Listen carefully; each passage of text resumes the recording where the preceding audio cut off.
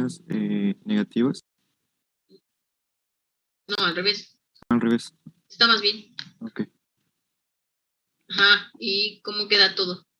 Que el líquido intracelular tiene proteínas negativas y el líquido intersticial tiene, pero son positivas. Ahora, las proteínas siempre van a ser negativas. Adelante, Otoniel. Que el líquido extracelular es el que tiene proteínas y el líquido intersticial es el que tiene menos proteínas y tiene más iones positivos. Ok, ¿vale?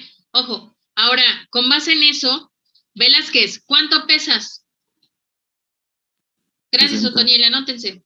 Esa es primera pregunta. Segunda pregunta, con base a... Ahorita me contestas, Velázquez. Segunda pregunta, ¿cuáles son las 3 razones por las cuales puede generarse un cambio en la concentración de líquido? Mencionábamos que una de ellas era la edad. A mayor edad, menor concentración de líquido, ¿vale? Esa es una. Segunda, el sexo. Habla de que en las mujeres es menor la concentración de agua. ¿Por qué? Porque hablábamos del tejido adiposo en mamas y en caderas, ¿vale? A mayor cantidad de tejido adiposo, menor cantidad de agua. Ahora, de las 3 características que cumple el agua, ¿cuáles son? Trujillo Torres, ¿cuáles son las 3 características principales del agua? Tiene tensión superficial elevada, de que tiene capacidad calórica y que su constante dieléctrica es alta. Perfecto. Ahora, ¿cuál de las 3 es la más importante para nosotros? La de constante dieléctrica. ¿Qué significa o a qué hace referencia la constante dieléctrica? Otra pregunta de examen. Domínguez, ¿a qué hace referencia la constante dieléctrica en el paciente? ¿Por qué es muy importante para nosotros? La capacidad de conducción. La capacidad de conducción de la corriente eléctrica. Si yo tengo menos cantidad de agua en tejido, esa carga eléctrica no se va a conducir al tejido y automáticamente podría generar una quemadura, ¿no? Julio Chávez, habíamos mencionado que los pacientes que, por ejemplo, son alcohólicos, que llegan todos deshidratados, ¿se les puede aplicar corriente eléctrica o no? No, no se les puede aplicar por la falta de líquido. Y que mencionábamos que tenían un desequilibrio hidroeléctrico, ¿no? Perfecto. Ahora, ¿qué pasa con aquellos pacientes que es muy común que en el hospital general te lleguen pacientitos con dolor lumbar? Una de las características principales de esos pacientes es que tienen sobrepeso, ¿vale? Y una característica es que todos, cuando tú los conectas a cualquier corriente eléctrica, gritan horrible de dolor. ¿Por qué? ¿Qué pasa con esos pacientes? Pues por el exceso de tejido adiposo. El exceso de tejido adiposo. ¿Puedo colocar corriente? No. Inmediatamente a la hora que tú colocas alguna corriente, la galvánica, por ejemplo, que es la única que tiene el hospital, no sé si ahorita ya tenga más aparatos, pero en aquellas ocasiones era la única que tenía, el paciente grita de dolor, ¿eh? ¿Por qué? Porque tiene poco líquido, no se transmite bien la corriente, la carga a lo largo de su tejido. Son pacientes que lo único que hacen es gritar de dolor. Entonces, mejor busca otro tipo de técnica para tratar su molestia. Otro de los ejemplos que mencionábamos es a mayor edad, menor cantidad de líquido, ¿vale? Y eso lo vas a ver en los pacientes de la casa del agua o la casa de jubilados, que son lugares en los cuales se tienen pacientitos de 70 o más. ¿Qué pasa? Algo que me comentaban mucho es, profa, cuando voy a la casa del agua, está prohibido poner corrientes eléctricas. ¿Pero por qué? Pues son pacientes adultos mayores, el peso es mínimo, están por debajo de su peso normal, ya el tejido adiposo, cutáneo es muy delgado. Bueno, y entonces, ¿qué hacemos para quitarles el dolor? La casa del agua tiene una alberca súper enorme y todo el tiempo los pacientes, por ejemplo, de la casa del agua, son sometidos a hidroterapia, ¿vale? La causa principal, pues, es eso. Debido a que su peso ya no tiene tanta concentración de líquido, pues posiblemente la corriente eléctrica, en lugar de favorecer, solo dañe. Por eso las técnicas, pues, son diversas, ¿vale? Entonces, antes de aplicar corriente, verifica si tu paciente es candidato o no a aplicar corriente. Aunado a ello mencionábamos, supongamos que el paciente no está deshidratado, pero que es un paciente anémico, Sandoval. Es un paciente con anemia, está por debajo de su peso normal. ¿Es un candidato a poner electro? No. ¿Por qué? Porque como está debajo de su peso normal, entonces no va a tener la suficiente, no tiene líquido suficiente. ¿Por qué? porque dijo que era anémico, ¿no? Ajá. Entonces, es... Ojo, que hemos estado relacionando todo este tiempo. El peso tiene que ver con la cantidad de líquido, ¿cierto? Entonces, a menor peso, menos cantidad de líquido, ¿cierto? ¿Y qué pasa con esos pacientes anémicos? La cantidad de masa muscular es mínima. Por lo tanto, va a haber menor concentración de líquidos en el tejido. Y lo mismo, los podemos quemar. Básicamente tú los conectas y le salen ampollas, ¿vale? Y pues automáticamente eso indica que el tejido tenía poca concentración de líquido porque son muy delgaditos y entonces pues ya lo dañaste, ¿vale? ¿Hasta aquí van conmigo? Ahora, viene la pregunta. Para este paciente que tienes en pantalla, tiene 70 kilogramos, ¿cuánto de líquido sinovial tiene en su cuerpo? Observa bien tu imagen. Para este paciente de 70 kilogramos, ¿cuánto tiene de líquido sinovial? Kevin Beristain.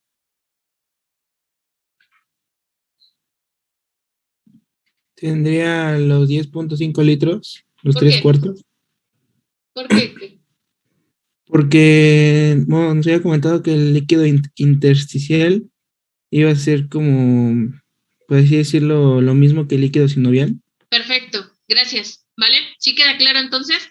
Ahora, ojo, viene la pregunta. Brizuela, ¿cuánto tienes de plasma? Tú, ¿cuánto tienes?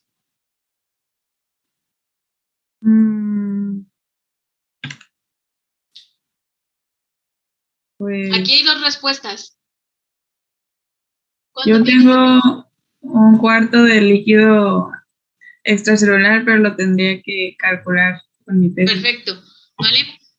Muy bien. Ojo, aquí a Brizuela, y yo se los he dicho, de esta parte del líquido tendríamos que aprendernos los porcentajes, es decir, 2/3 es intracelular, 1/3 es extracelular. En el caso del extra, se divide a su vez en 3/4 intracelular y 1/4 plasma. Si en el examen a Brizuela yo le pregunto, ¿cuánto tienes de plasma? Y Brizuela dice, pues no tengo ni calculadora, pues rápido, con que Brizuela me diga, tengo 1/4 del total de líquido extracelular, sin problema, ¿no? La otra forma, ¿qué sería? Que saque su plasma total. Y ojo, ¿de qué depende aquí? Y es importante que leas bien las preguntas. Si yo te digo cuánto es de plasma, en general, sin problema me puedes decir 1/4 de líquido extracelular. Pero si te digo a Brizuela, dime cuántos litros de líquido sinovial tienes, ahí sí tendría que hacer toda la conversión, ¿cierto? Ahora viene la pregunta, Diana, ¿cuánto tienes de peso? ¿Cuánto pesas, Diana García?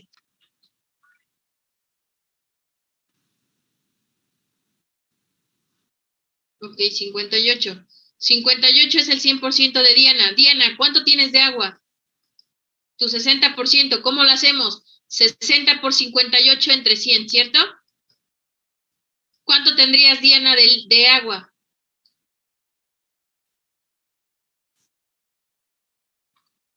$34.8. Ok, 34.8 es el total de peso corporal de Diana. Ahora, de ese 34.8, ¿cuánto tienes de intracelular y extracelular? Lo divide entre 3. 34.8 entre 3, ¿cuánto te da, Diana?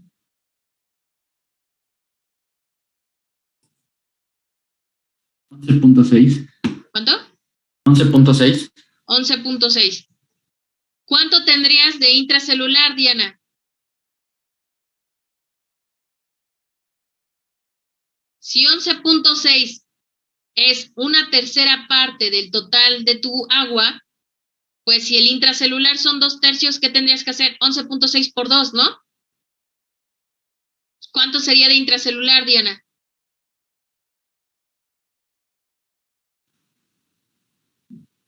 23.2, ok.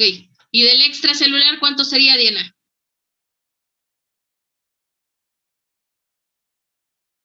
Diana. ¿Qué haces, Diana? Pues 11.6, ¿no? Porque lo dividimos entre 3. Ahora, este extracelular son 11.6, que sería tu tercio. Y te dice que ese tercio lo dividas en cuartos. 11.6 entre 4, ¿cuánto es, Diana? 2.9. ¿Cuánto tienes de plasma, Diana?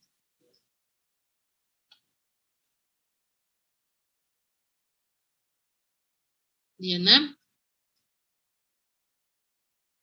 Si acabas de dividir 11.6 entre 4 y te da 2.9 y te dice que el plasma es un cuarto, ¿cuánto tienes de plasma, Diana?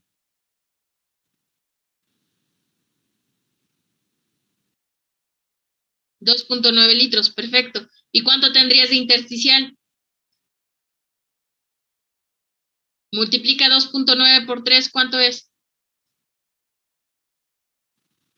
8.7. ¿Queda claro? Entonces, si yo le pregunto a Diana, ¿cuántos litros de agua tienes en tu espacio intersticial? ¿Cuál debería ser su respuesta? 8.7. Si yo le pregunto, ¿cuánto de agua en general tienes en tu espacio intersticial? 3/4 del extracelular. Y ya está, ¿vale? Lean bien sus preguntas. ¿Dudas o preguntas hasta aquí de cómo lo sacamos? Creo que está bastante práctico, ¿no? Sí, profesor. Ojo, para mañana, para ustedes, no me lo van a entregar, lo van a hacer para ustedes. Van a sacar el líquido corporal de 5 personas. ¿Qué necesito en esa tabla? Esa tabla te la quedas tú, no me la envías. Pero para que ensayes, porque esto viene en tu examen. ¿Qué necesito? Que me des edad del paciente, sexo del paciente, y vas a sacar líquido corporal total, líquido intracelular, líquido extracelular, plasma e intersticial, lo que sería igual que sinovia.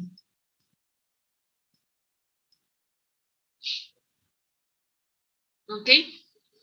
El peso no, profesor.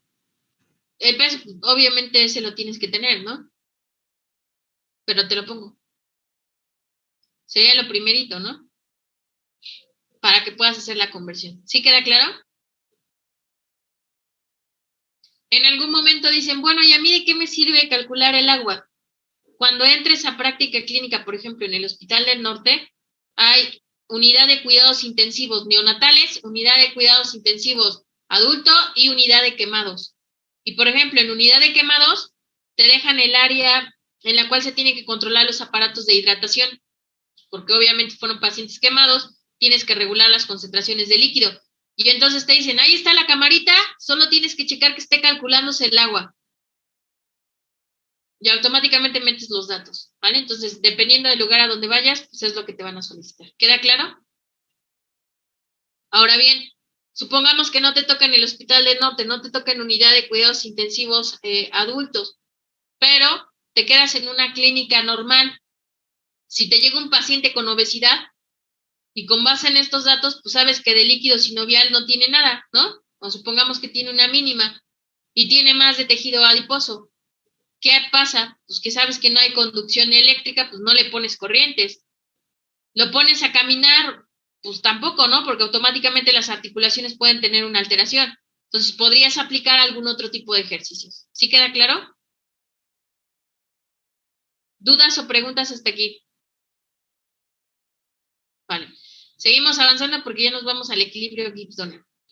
Ahora, ya que tengo todo esto, ¿qué pasa? Recordamos rápidamente, el 60% del peso corporal en un paciente de 70 kilogramos va a ser de 40 a 42 litros. En ti va a depender del peso que tengas, pero siempre tiene que ser el 60% de tu peso, ¿vale? Ojo, porque a veces se la aprenden de memoria. Si yo te pongo que tu paciente tiene 70, pues desde luego que van a ser 42 litros. Pero si yo te pongo un paciente que pesa 78, pues no te aprendas todo de memoria. Sacas en ese momento cuál sería su porcentaje, ¿va? Y entonces mencionamos, ¿la cantidad de líquido va a disminuir con la edad? Sí. ¿Y qué otro interviene para disminuir esa concentración de líquido? La grasa corporal. ¿Cómo queda mi ecuación para obtener agua corporal total? Mi ecuación queda, el agua corporal total va a ser igual a líquido intracelular más líquido extracelular. La pregunta es la siguiente, ¿el agua corporal total es igual a líquido intracelular más plasma más líquido intersticial? ¿Es correcto o incorrecto? Es correcto. ¿Por qué? porque el líquido extracelular es lo mismo que el líquido intersticial más plasma. Perfecto, ¿vale? Sí queda claro entonces cómo se pueden ir modificando los conceptos, pero al final es lo mismo. ¿Podemos avanzar? Profe, ¿me puede repetir la pregunta? Claro. La ecuación de agua corporal total va a ser igual a líquido intracelular más líquido extracelular, que es esta que tenemos aquí, y es correcto. La pregunta es, ¿la ecuación de agua corporal total puede quedar como líquido intracelular más plasma más líquido intersticial? Y la respuesta es correcto. ¿Por qué? Porque si yo sumo el plasma más el líquido intersticial, en conjunto estos dos van a ser igual que líquido extracelular. Solo estoy modificando la forma de interpretar al líquido extracelular, pero es lo mismo. ¿Vale? ¿Sí queda claro, compañera? Sí, profe, gracias. De nada. Avanzamos entonces. No, hombre, de aquí a poner sueros. Ya los van a contratar. Sí, seguimos. Distribución de líquido. Bueno, esta es una imagen para que vean un poquito cómo en el caso de mujeres, a causa de esta parte de acumulación de grasa, pues puede variar un poco la concentración. Como lo vemos en fluidos, bajaría hasta un 55% comparado con el hombre, que sería de un 60%, ¿vale? Esto a causa de las concentraciones de lo que sería grasa.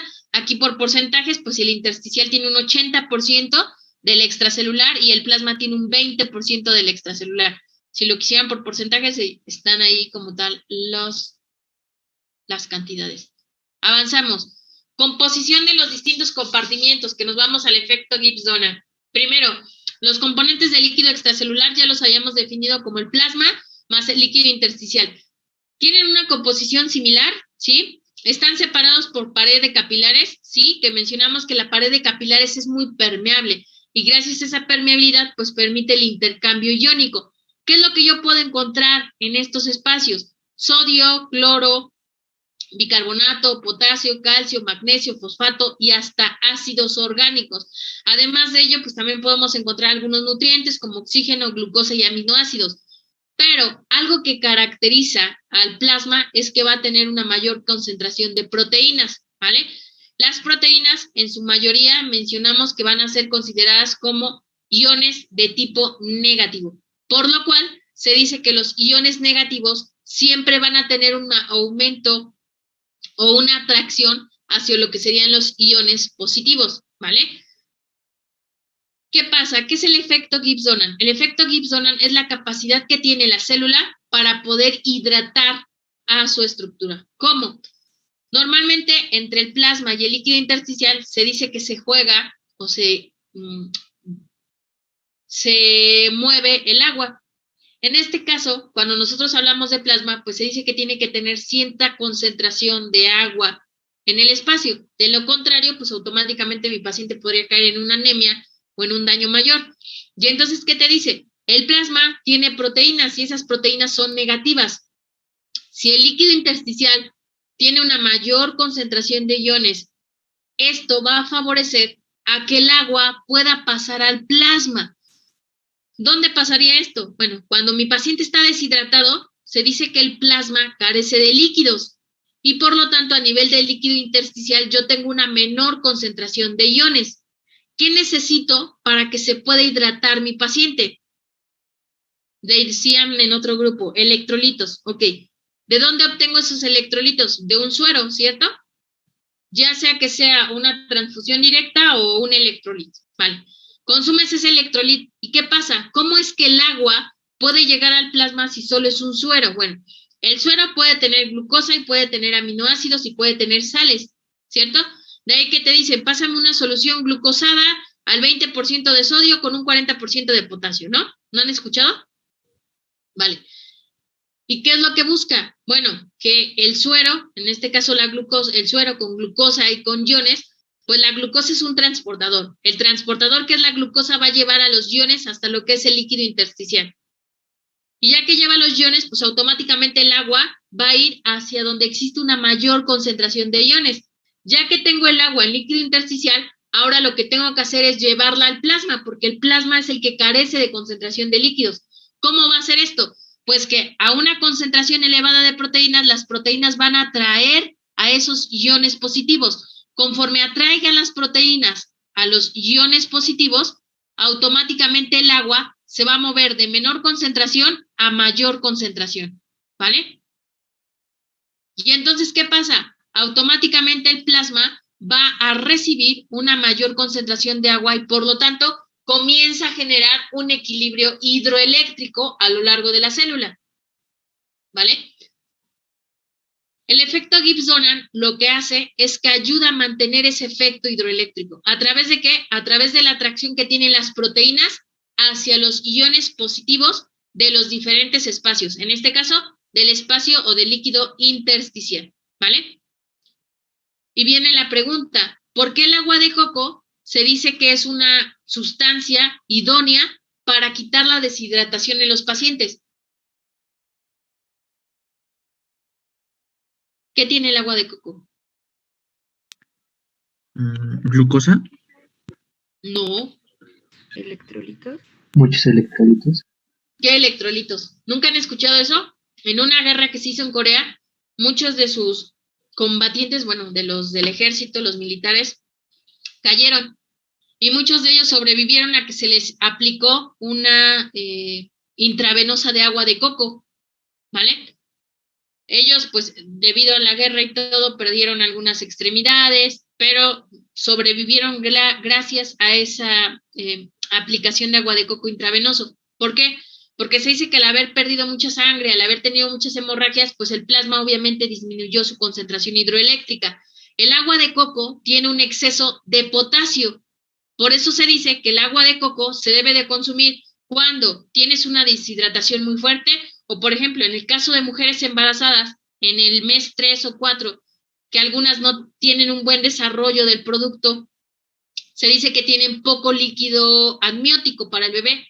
Entonces se les manda muchísima agua de coco para que aumenten el líquido amniótico y el bebé se pueda desarrollar en las últimas semanas que le quedan, ¿vale? ¿Por qué? Porque ese exceso de potasio ayuda a que las proteínas del plasma atraigan ese potasio y por lo tanto el líquido que se concentre en esa bebida o en ese suero que se está aplicando al paciente, pues pueda migrar a través del espacio endocapilar hacia lo que sería el plasma y por lo tanto regular el equilibrio hidroeléctrico. En el caso de la guerra que les comentaba, la pueden googlear, automáticamente muchos de esos pacientes pues sobrevivieron porque se reguló su equilibrio hidroeléctrico hasta que se les dio una atención más propia, ¿vale? Y entonces por eso se menciona, el efecto Gibbs-Donan es la razón por la cual nosotros podemos aplicar algún suero y el paciente puede reaccionar de forma inmediata. ¿Qué pasa, por ejemplo, en los pacientes alcohólicos? Se deshidratan y automáticamente pierden toda funcionalidad cognitiva. Hasta que los vuelves a rehidratar, es como que ya regresan en acción, ¿no? Ya conocen a la gente, ya hablan un poco más, ya son un poco más cuerdos de su medio ambiente. ¿Por qué? Porque si aumento las concentraciones de potasio, repito nuevamente, llega más líquido al plasma. Si llega más líquido al plasma, pues el plasma tiene mayor concentración de oxígeno y a mayor concentración de oxígeno puede migrar fácilmente a las neuronas, ¿vale? Y recordemos que las neuronas requieren una cantidad importante de oxígeno para una funcionalidad correcta, ¿vale? ¿Hasta aquí dudas o preguntas?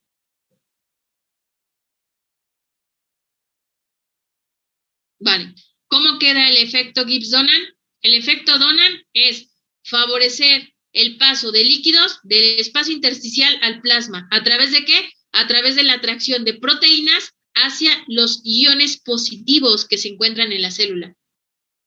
Esto, gracias a qué se va a dar, al proceso de ósmosis. ¿Por qué? Porque mencionábamos que va de menor concentración a mayor concentración, ¿no? De soluto. ¿Sí queda claro? Si esto sucede, automáticamente yo puedo recuperar mi equilibrio hidroeléctrico. Y si yo recupero mi equilibrio hidroeléctrico, pues ese paciente va a tener una mayor concentración de agua y por lo tanto pues puede ser sometido a cualquier técnica terapéutica, ¿no? O en su caso, en el caso de aquellos que están muy deshidratados, pues podrían recuperar su nivel cognitivo, su función cognitiva funcional.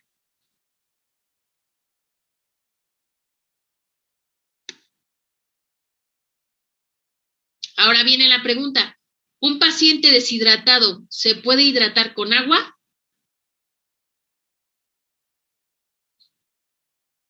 No, No, ¿Por qué?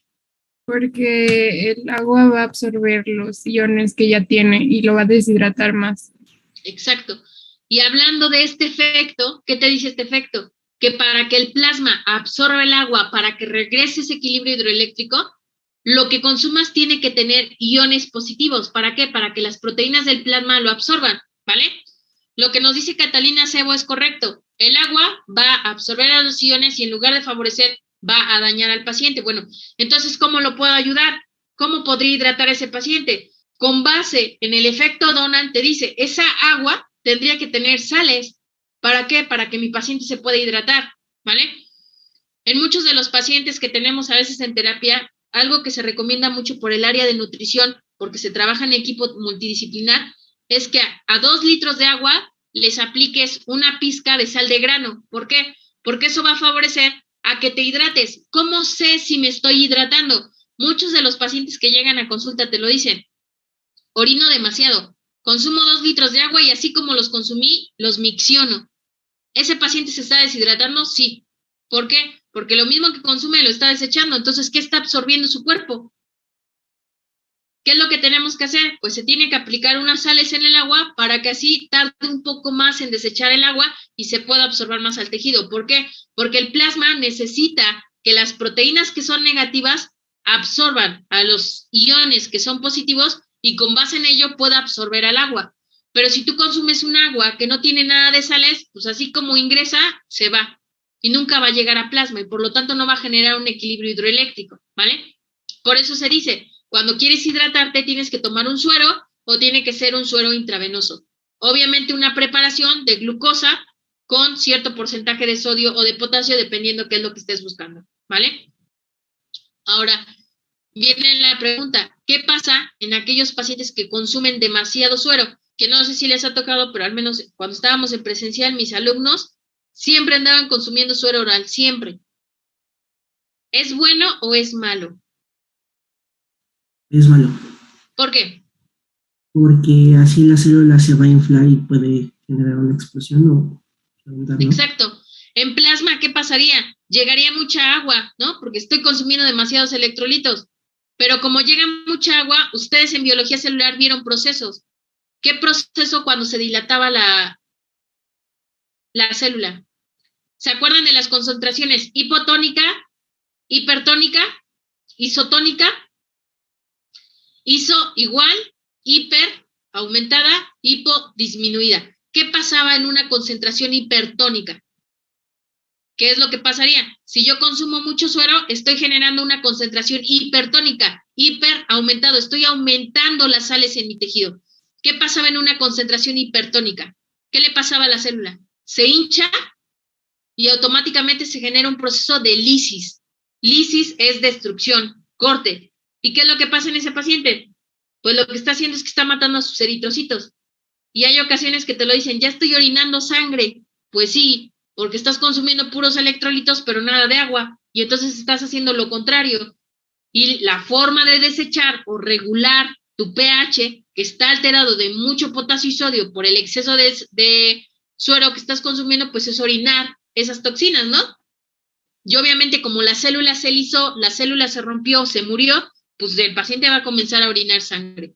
Por eso cuando orinan sangre se les dice aguas porque ya tienes un daño renal importante. ¿Por qué? Porque has estado exagerando en el consumo de electrolitos, ¿vale? Entonces este es un ejemplo importante y lo digo de los chicos porque cada que jugaban fútbol iban por su electrolito, cada rato. Pero de agua no te consumían ni un vasito y su coca, ¿no?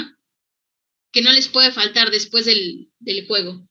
¿Hasta aquí queda claro entonces? Sí, profe. Sí, profe. Sí, profe. Vale. ¿Qué es lo que podría pasar en un pacientito que llega y ha consumido demasiado suero? Porque te llegan, cuando por ejemplo ya son postquirúrgicos, te llegan súper hinchados, ¿vale? Súper edematizados. Edema es un aumento de volumen en la estructura. El efecto Gibbs-Donald no está activado. ¿Qué tengo que hacer con ese paciente? ¿Qué creen que podamos hacer en ese paciente? Está todo hinchado. ¿Por qué está hinchado? ¿Por qué se hinchan los pacientes después de salir de haber estado internados. Por la ¿Pueden falta de tener una movilización. cierta retención de líquidos? Tienen retención de líquidos, han estado inmovilizados, además, pues tuvieron una aplicación de suero, ¿no? Se están edematizando por esa concentración irregular de suero que tienen tejido. Ok, está perfecto. Llega a tu terapia. ¿Qué le vas a hacer a ese paciente? ¿Lo pones a correr para que se le baje el hinchazón? No creo que se pueda mover, ¿no? ¿Qué le haces a ese paciente? Adelante, Marco. ¿Podríamos hacerle un drenaje linfático? Un drenaje linfático. Eso si fuera un paciente que tiene edema por cáncer. ¿Vale? Ok. Pero para más rápido, ¿qué podemos hacer con ese paciente? No nos metamos en otras cosas más que lo que hemos visto. Hemos visto ¿Darle agua? homeostasis, hemos visto ley de balance de masas, hemos visto retroalimentación. De lo que hemos visto, ¿qué podemos hacer con ese paciente? Darle agua para que miccione. Pero si está hinchado tú, Ah, está edematizado. ¿No se puede aplicar un pulso, bueno, electro, pero negativo, que contrarreste las células para que se vaya expulsando el agua? Exacto, una retroalimentación, ¿vale? ¿Qué hacemos en la retroalimentación? Automáticamente puede frenar, inhibir o modificar el funcionamiento de la célula, ¿no? El paciente ha estado acostado, ha estado inmovilizado, le han estado aplicando suero, más o menos 2 o 4 semanas ha estado inmovilizado. Cada 8 horas se pierden aproximadamente 0.25 miligramos de masa muscular. Entre más tiempo estés acostado, más masa muscular se pierde. Hablando de la fuerza, ¿vale? Entonces, si ese paciente se levanta de la cama y va a tu terapia, no va a poder caminar porque la masa muscular está deteriorada. Pero sí le puedes aplicar alguna corriente que modifique la función de sus células. Automáticamente la corriente que se conoce es como tren de pulsos, que comienza a generar estímulos intermitentes, por eso se dice tren de pulsos, porque es como si fueran vagones, da un estímulo fuerte, para, otro estímulo, para, otro estímulo, para, y es lo que decía Marco, que sería ese bombeo de la articulación. Ese drenaje que me dice Marco, lo haría a través de la corriente eléctrica, ¿vale? ¿Está correcto con lo que me dice Marco? Haría un drenaje, sí, pero solo de lo que estamos viendo, para que no confundamos a los demás compañeros. ¿Qué haría? Pues una retroalimentación. ¿Cómo lo hago? Aplico un estímulo externo, que sería la manipulación manual o la corriente eléctrica, y entonces, ¿qué hago? Modifico la función de mis células. Comienzo a ayudar a que ese líquido se vaya drenando de las estructuras. ¿Por qué? Porque como ya tengo un exceso de sales, pues ya está regulado este proceso, pero como ya excedí la concentración, pues el efecto Gibbs-Donan ya no me da para nada. Tengo que activar ese efecto Gibbs-Donan. ¿Cómo lo hago? A través de una retroalimentación. Y entonces, ¿qué es lo primerito que le tengo que hacer a un paciente que llega edematizado? Aplicarle una corriente para drenar la zona. Y ustedes lo han de ver. Cuando ustedes se lesionan un tobillo, ¿qué pasa? Se hincha demasiado, ¿no?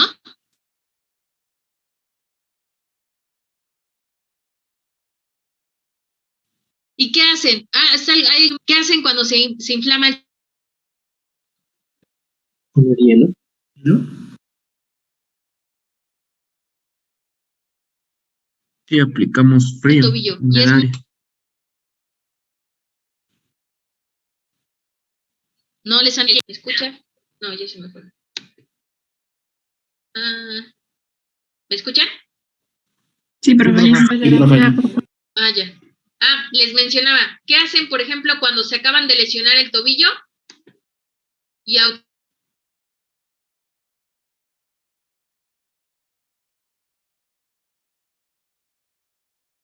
Ropa se volvió a cortar.